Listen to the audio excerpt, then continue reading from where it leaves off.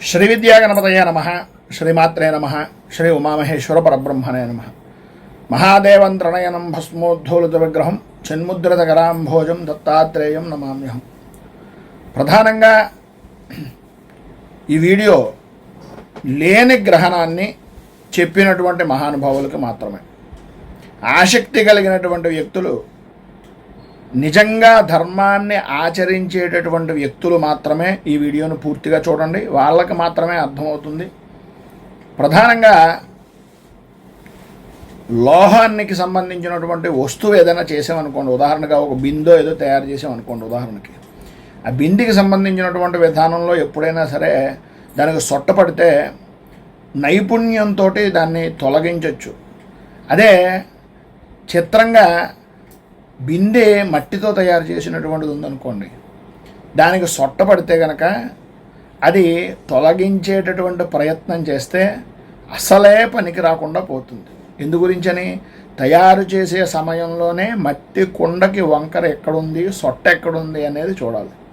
అందుకే మార్చదగినటువంటి వారిని మాత్రమే మార్చే ప్రయత్నం చేయాలి తప్ప అందరినీ మార్చాలి అని అనుకోవడం ఎవరిదైనా సరే అవివేకం అవుతుంది. ఎందుకు ఈ మాటలు చెప్తున్నానంటే, లేని గ్రహణాన్ని మనకి ఎంతో దారుణంగా, ఎలాగా అంటే ఒక అబద్ధాన్ని 10 మంది చెబితే అది నిజం అవుతుంది అన్నట్లుగా చాలా ఇబ్బందిగా ఈ గ్రహణాన్ని మన మీదకి అనుసరించేటటువంటి విధంగా కొన్ని వీడియోలు చూస్తుంటే చాలా ఆశ్చర్యం వేస్తుంది. ఎప్పుడైనా సరే ఒక విషయాన్ని జ్ఞాపకం పెట్టుకోండి. ఆవుల మందలో ప్రవేశించినటువంటి దూడ దాని తల్లిని ఎలాగైతే అనుసరిస్తుందో, అదేవిధంగా ఒక వ్యక్తి చెప్పేటటువంటి మాట అవ్వచ్చు, చేసేటటువంటి మంచి అవ్వచ్చు, చెడు అవ్వచ్చు, ఏదైనా సరే అతన్ని అనుసరిస్తాయి. అందుకే ప్రతి ఒక్కరూ మంచి పనులు మాత్రమే చెయ్యాలి, మంచి మాటలు మాత్రమే మాట్లాడాలి అని చాణక్యుడు ఎన్నోసార్లు చెప్పాడు. కానీ మనం మంచి చేస్తున్నామా, చెడుగా మాట్లాడుతున్నామా, చెడు ఆలోచనలో ఉన్నామా అనేటటువంటిది ఎవరికి వారు ఆలోచించుకోవడం చాలా ఉత్తమమైనటువంటి పని. అందరినీ అంటం లేదు సుమా, కొంతమంది మంచివాళ్ళు ఉన్నారు, కొంతమంది మేకవన్నే పులులు కూడా ఉన్నాయి. ఎవరికి వారు ఆలోచించుకోవాల్సినటువంటి పని.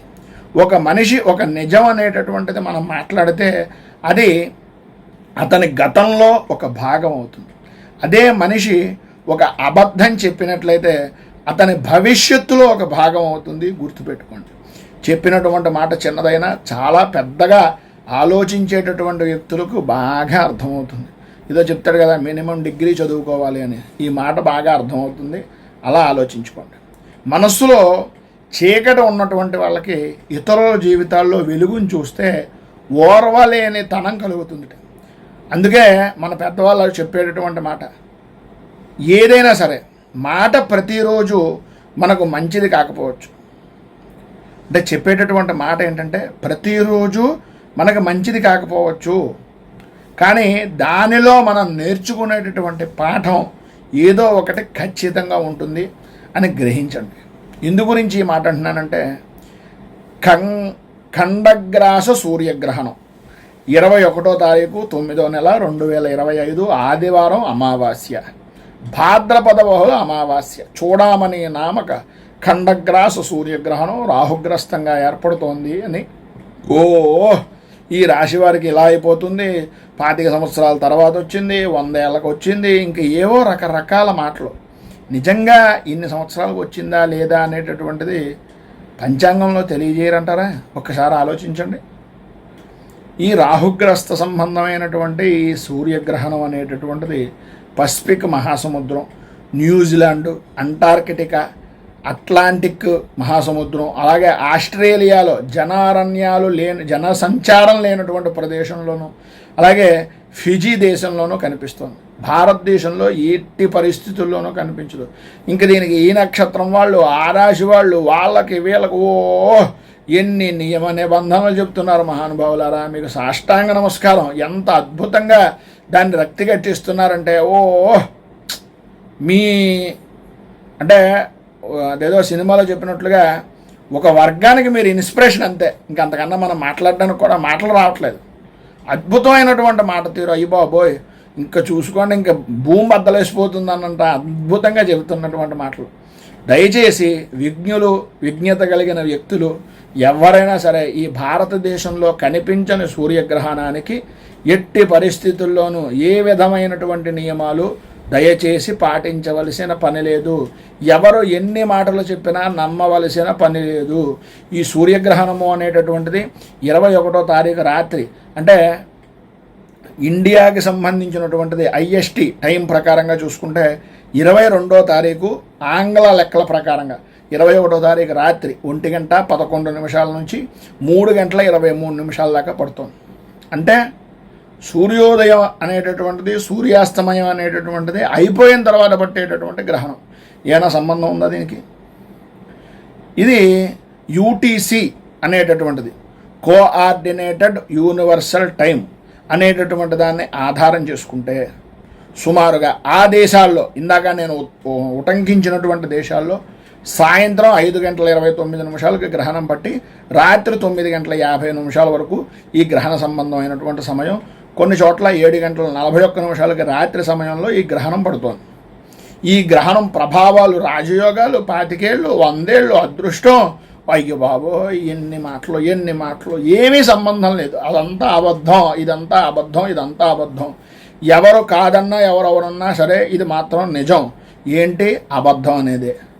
మాయ మాటలు మోసం చేసేటటువంటి వ్యక్తులకు ఎలా బుద్ధి చెప్పాలి అనేటటువంటిది మనం ఆలోచించుకున్నట్లయితే, మనకి సంస్కారం ఒకటి ఉంది కనుక మన జీవితంలో చాలామంది ఎదుర్కొనేటటువంటి సమస్యలు ఇలా లేనిపోని భయాలకు గురి చేసేటటువంటి వారికి. ఒక్కసారి మీరు ఆలోచించుకోండి, ఆచరించే విధానం సరైనదా, ఈ మాయమాటలు చెప్పేటటువంటి వ్యక్తులు ఎటువంటి వారు అనేటటువంటిది ఆలోచించుకోండి. ఎందు గురించి ఈ మాట అంటున్నానంటే, స్వార్థపరులు నమ్మకాన్ని వాడుకుంటారు, నిజాయితీ లేని మాటలు చెబుతారు. అవసరమైనంత వరకునే మిత్రులారా జాగ్రత్త పడండి, చూసేటటువంటి వీక్షకులారా జాగ్రత్త పడండి. మన బుద్ధిని ఆలోచింపజేసుకునేటటువంటి శక్తి మీ అందరికీ కూడా ఈశ్వరానుగ్రహం వలన కలగాలి అని, నిజాన్ని పట్టుకోండి, ఆధారాలతో వారి మోసాలను బయట పెట్టడానికే ఈ వీడియో చేస్తున్నాను. దయచేసి ప్రతి వ్యక్తి అర్థం చేసుకుంటారని మనస్ఫూర్తిగా కోరుకుంటూ, ఆ యొక్క పరమేశ్వరుడు మీకు అన్ని విధాల ఆయురారోగ్య భోగభాగ్య అష్టైశ్వర్యాలు కలిగించి మీరందరూ ఆనందంగా ఉండాలి అని మనస్ఫూర్తిగా కోరుకుంటూ, ఈ వీడియోపై మీ అమూల్యమైనటువంటి స్పందనను కింద కామెంట్ రూపంలో తెలియజేయండి. ఈ వీడియో కనుక మీకు నచ్చినట్లయితే లైక్ చేయండి. 10 మందికి ఉపయోగపడుతుంది అనే అభిప్రాయం కనుక కలిగినట్లయితే సోషల్ మీడియా ద్వారా షేర్ చేయడానికి ప్రయత్నం చేయండి. ఈ ఛానల్ని మొదటిసారి కనుక చూస్తున్నట్లయితే ఛానల్ని సబ్స్క్రైబ్ చేసుకుని పక్కనే ఉండేటటువంటి గంట సింబల్ని యాక్టివేట్ చేయడం ద్వారా నోటిఫికేషన్లు అనేటటువంటి పొందుతారని తెలియజేస్తూ, రైతు బాగుండాలి, రాజ్యం బాగుండాలి, దేశం బాగుండాలి, జవాన్లు బాగుండాలని మనస్ఫూర్తిగా కోరుకుంటూ, స్వస్తి ప్రజాభ్యః పరిపాలయంతాం న్యాయేన మార్గేణ మహీమహీషాః గోబ్రాహ్మణేభ్యః శుభమస్తు నిత్యం. లోకాः సమస్తాः సుఖినో భవంతు, సర్వే జనాः సుఖినో భవంతు. స్వస్తి.